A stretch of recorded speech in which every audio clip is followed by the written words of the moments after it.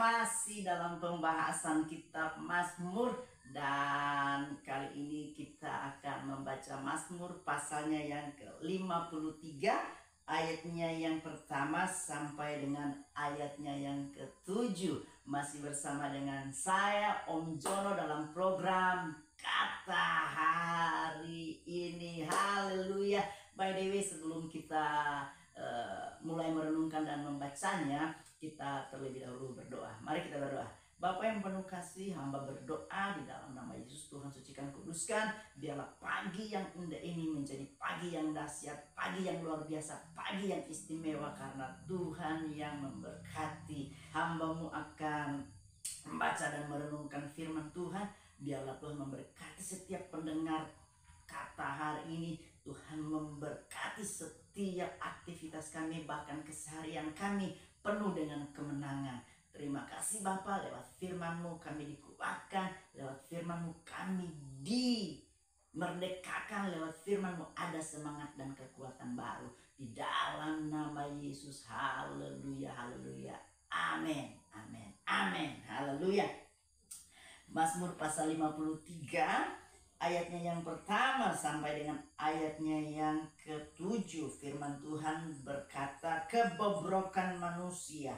Untuk pemimpin biduan menurut lagu Mahalat, nyanyian pengajaran Daud. Orang bebal berkata dalam hatinya, tidak ada Allah. Busuk dan jijik kecurangan mereka, tidak ada yang berbuat baik. Allah memandang ke bawah dari sorga kepada anak-anak manusia untuk melihat apakah ada yang berakal budi dan yang mencari Allah. Mereka semua telah menyimpang, sekaliannya telah bejat. Tidak ada yang berbuat baik, seorang pun tidak. Tidak sadarkah orang-orang yang melakukan kejahatan, yang memakan habis umatku, seperti memakan roti dan yang tidak berseru kepada Allah? Di sanalah mereka ditimpa kekejutan yang besar, padahal tidak ada yang mengejutkan. Sebab Allah menghamburkan tulang-tulang para pengepungmu, mereka akan dipermalukan, sebab Allah telah menolak mereka. Ayat 7, ya datanglah kiranya dari Sion keselamatan bagi Israel. Apabila Allah memulihkan keadaan umatnya, maka Yakub akan bersorak-sorak, Israel akan bersukacita. Saudaraku yang kekasih di dalam Tuhan, ini adalah ungkapan isi hati dari seorang pemazmur. Bagaimana seorang pemazmur melihat keadaan di sekelilingnya, melihat keadaan di sekitarnya penuh dengan kebobrokan. Saudara yang kekasih dalam Tuhan, ayat ini mengingatkan kita bahwa di akhir zaman akan datang masa-masa yang sukar. Dan kalau bisa saya kasih judul khotbah pada pagi hari ini, saya beri judul tidak sadar. Saya ulangi sekali lagi, saya beri judul khotbah pada pagi hari ini adalah tidak sadar. Tahukah kita ada banyak orang di akhir zaman ini, termasuk anak-anak Tuhan, tidak sadar. Nah, salah satu strategi setan atau iblis untuk mengguncang iman orang percaya adalah membuat kita, anak Tuhan, tidak sadar. Makanya jangan heran, ada banyak orang pelayanan di gereja, tapi ujung-ujungnya selingkuh. Ada banyak orang pelayanan di gereja, tapi ujung-ujungnya menipu. Ada banyak orang pelayanan di gereja, tapi ujung-ujungnya bertengkar. Kadangkala suami istri bertengkar, kadangkala dengan tetangga bertengkar, kadangkala dengan teman sesama pelayanan juga bertengkar. Saudara yang kekasih dalam Tuhan, banyak anak-anak Tuhan yang tidak sadar. Nah, kita sebagai anak-anak Tuhan kalau tidak peka akan hal ini, maka setan akan menggiring hal-hal tersebut untuk kita semakin jauh dari Tuhan. Saudara yang kekasih di dalam Tuhan, hari-hari kita bisa lihat orang-orang yang dulu pelayanan di gereja, terlibat di dalam pemain musik, terlibat pemimpin pujian, menjadi majelis gereja, ujung-ujungnya meninggalkan Tuhan, murtad, kawin cerai. Kenapa? Karena tidak sadar. Ada banyak pelayan-pelayan Tuhan yang sudah lama melayani di gereja, tapi ujung-ujungnya terlibat penipuan dan lain sebagainya. Ingat, kita melayani Tuhan tidak tergantung dengan berapa lama kita melayani. Pelayanan dalam mengiring Tuhan tidak ditentukan oleh berapa lama kita di dalam melayani. Itu sebabnya kita perlu sadar. Wake up, anak-anak Tuhan, bangun, bangkit, jangan tertidur. Karena kita ada dalam peperangan, termasuk di dalam peperangan rohani. Jangan mau dikalahkan oleh kuasa kegelapan. Harus sadar. Dosa itu sifatnya sederhana dan sangat dekat. Tetapi kalau kita tidak sadar, kita mudah jatuh. Kejatuhan anak-anak Tuhan karena mulai tidak sadar. Itu sebabnya pada ayat yang kelima dikatakan seperti ini. Tidak sadarkah orang-orang yang melakukan kejahatan yang memakan habis umatku seperti memakan roti, dan yang tidak berseru dan yang tidak berseru kepada Allah. Orang-orang yang tidak sadar adalah orang-orang yang mudah disesatkan, mudah dipengaruhi, mudah diombang-ambingkan oleh hal-hal duniawi. Itu sebabnya pertanyaan bagi kita, apa ciri orang yang tidak sadar? Yang pertama, orang-orang yang tidak sadar adalah orang-orang yang suka meremehkan hal-hal yang sederhana. Bangun pagi sudah tidak berdoa, itu kelihatannya sederhana. Tapi ketika engkau tidak serius, engkau sedang meremehkan. Seorang pelari,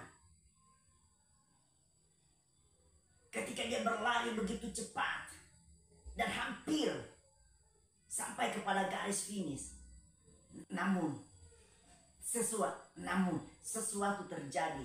Selidik punya selidik, dia gagal mencapai garis finish. Kenapa? Karena ada batu kerikil yang sangat kecil masuk ke dalam sepatunya.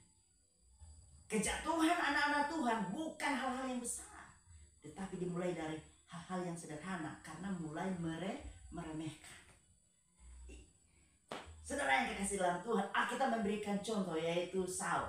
Siapa itu Saul? Saul kata Alkitab diurapi oleh Tuhan. Bahkan Tuhan yang pilih langsung dia sebagai raja. Tetapi Saul melakukan kesalahan besar. Kenapa? Karena meremehkan. Apa yang terjadi dengan Saul?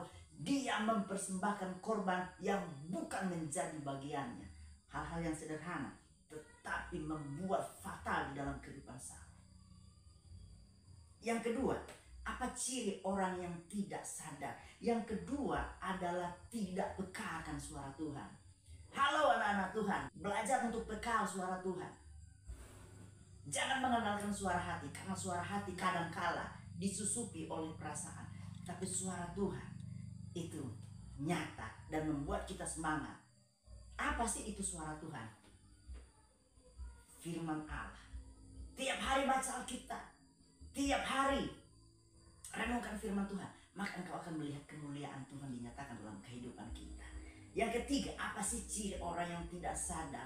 Cenderung melakukan dosa dan kejahatan. Orang-orang yang tidak sadar adalah kecenderungannya keinginan daging. Sedangkan Alkitab bicara buat kita, keinginan daging berlawanan dengan keinginan roh. Tuhan mau keinginan roh. Keinginan roh itu ada sukacita, ada damai sejahtera, ada kesabaran, ada kelemah lembutan, ada kesetiaan, ada penguasaan diri, ada damai sejahtera, ada kasih.